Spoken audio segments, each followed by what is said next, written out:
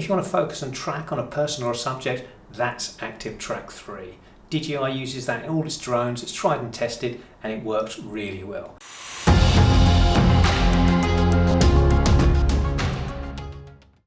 Hi, I'm Age, welcome to Liquid Earth. It's a channel for video and photography for both your phone and for your camera. If that interests you, press the subscribe button. I'm posting these every single week. There's a few ways to start the active track.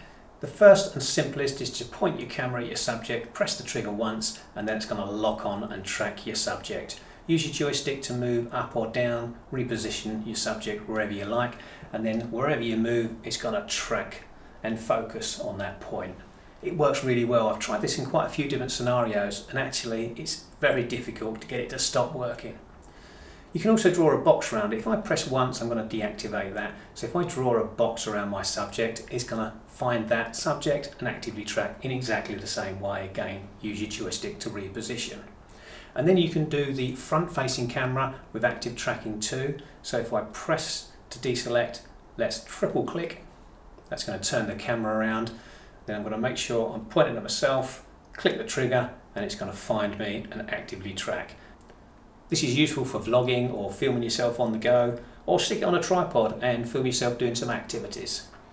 And then finally, you've got gesture control with active track. Just click on this little hand icon on your screen.